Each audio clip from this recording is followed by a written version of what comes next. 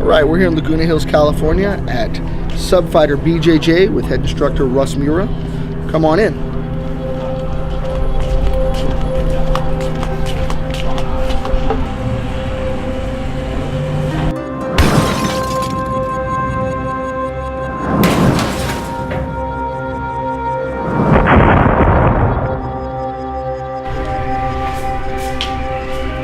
Your whole life you're like, oh, I'm a wrestler, and now all of a sudden you're like, I'm not a fucking wrestler. The fuck am I? You know, just like I just graduated high school. But that's kind of the things that I was going through. I was going through a whole identity crisis type situation, and that was back when they had Blockbuster. And Blockbuster, my mom would bring home I think the first one that I saw. And remember, like, I'm not into UFC at this time in my life. Like, I'm not like into it. Like, I know about it, but it doesn't like really interest me or whatever. But I'm in bed for like 2 weeks in a cast on my knee, or actually I was in a knee brace, a leg brace that went from my butt to my ankle. And the first one I think I saw was Dan Severn and Mark Coleman. So knowing me being a wrestler, I'm like, oh, I can understand how like a big wrestler would get on top of people, pound them out and headbutt them. And so he won, but they kept mentioning a guy named Gracie. So I had my mom get the earlier UFCs at Blockbuster. I'm like, I expected, like, what I was expecting was not him. You know what I'm saying? Because I'm thinking like a guy like super jacked, like super fast or something like that. And I'm surprised that this is the guy. What? Yeah, I think the whole country felt the same way. And he's running through his guys, and I'm just like, damn, dude, this guy. I'm like, I want to learn this like so bad. And then UFC 4 was when he fought Dan Severn, right? So that was when things really changed. Like you think of like how things change your life. That was one of the most pivotal times in my life, because I'm like, okay, like he's a wrestler, I'm a wrestler. Dan Severn weighs 260, Royce Gracie weighs like 160. Yeah. 100 pound difference. There's like 100 pound difference. So I'm like, all right. And as the fight was going on, the one thing that I took immediate notice of is like, yeah, he's on his back, but he's not taking damage. Yeah. Like he's like trying to headbutt him and like smash him and stuff. And I'm like, he's actually like not. The defensive portion of what he's doing is good. Like it's good. It's working. Sure. It's working, right? And then he tops out, and I was like, dude, like what the heck? So I kept rewinding it like over and over and over and over and over. Like I rewinded it like 1,000 times. Yeah. And I'm just like looking at it, and I call my brother downstairs, and I put my brother in a triangle, and I can barely like bend my knee. So I put him in the triangle on this side, and he tapped me, and I go, what happened? He goes, dude, it was choking me. And I'm like, my whole life changed right there, because I was like, dude, he just choked him with his legs off his back. He's been on his back for 17 minutes. He's all weighed about 100 pounds. And I was like, dude. So I just locked my brace, and I hopped over to the phone book, and I called my first instructor, and we talked for like at least like a good 3 hours. But that was like how I found jiu-jitsu. Like a very traumatic knee injury from wrestling. I kind of turned my energy into jiu-jitsu, and I was like, dude, this is like my first day of jiu-jitsu. I knew I'd been doing it for a long time. I've been doing it for a long time. Yeah. I think most jiu-jitsu practitioners would relate their earliest things to Royce Gracie. Sure. I know definitely for me. And I think that having the UFC platform for him was, you couldn't have asked for a better platform, because he was the smallest guy in every UFC. He was the smallest guy.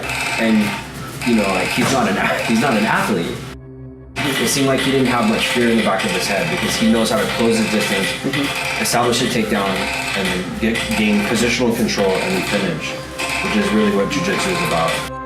There's a lot of claims that are made in martial arts, not just in jiu-jitsu, but in other martial arts. And one of the claims that should be true, no matter what martial art that you're training, is that if you better your technique, you should be able to overcome a stronger opponent. That is plain and simple. Okay, no matter what martial art it is, you shouldn't be like, oh, this guy's strong. No. If you train yourself well enough, then you should be able to do that. Like I'm trying to tell people, the sport of judo and the sport of jiu-jitsu originate from the same martial art. Yeah. It's two completely different interpretations of martial art. Okay, and this has been my biggest gripe with not all jiu-jitsu schools, but most of them, is that it is sport. It is a sport, right? And they make the rules, even from within the gym, to the rule set of whatever grappling organization that they support or they adhere to, right? And that is stupid. So part of jiu-jitsu, you guys are learning to use your feet like you do your hands, okay?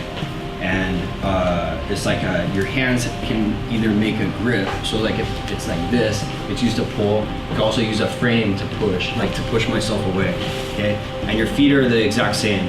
Your feet can push or they can pull, all right? And once you guys start to understand that there's only a certain amount of grips and frames and posts that are on the body, okay? And when you learn to identify them fast, it's much easier to get control of someone's body.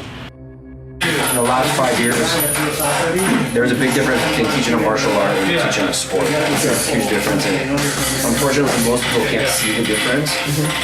But the more I train, the more I can see everything is like clear night as day. You know what I'm saying?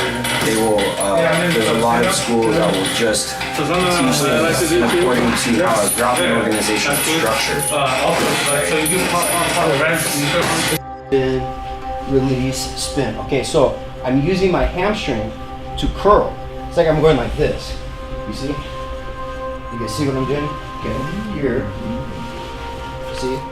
All the way perpendicular. So same thing. This time you guys get to 10, and I sweep, and I base up into S mount. Okay? So my grip on the arm doesn't change. I base. I'm gonna go hamstring curl 1, hamstring curl 2. Okay, watch third one. Hamstring curl nice and tight, and then I thread in between and finish. The number one thing you should take away from jiu-jitsu is finish. Finish. You can finish with strikes in jiu-jitsu. You get mount, you get the back, you get knee control. Those types of positions are also for striking. And even though I don't like have my jiu-jitsu students like necessarily strike each other, but I will teach them how to strike in the dominant position. Because I'm telling you, the first elbow I landed in an MMA fight, dude, that did a lot of damage. I did 10 times. I did 10 times the damage that all of my punches did in one fight. This light bulb went off, and I'm like, dude, like normal people can learn this. It's not like I need to teach you how to do Muay Thai so you learn how to throw your elbow.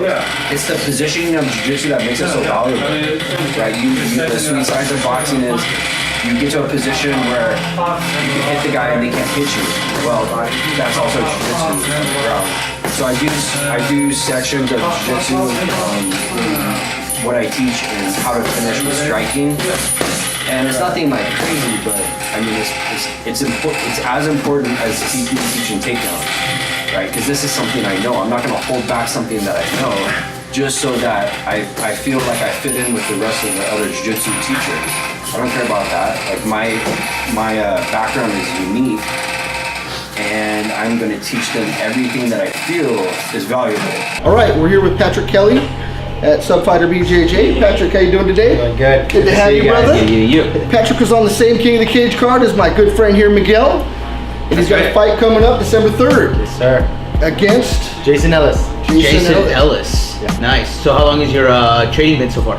Or how has it been going? It's good. I'm always training, so whether it's wrestling, jiu-jitsu, boxing, fight or no fight, I train year round. I work, I'm a father, I got kids, but thankfully they just let me train.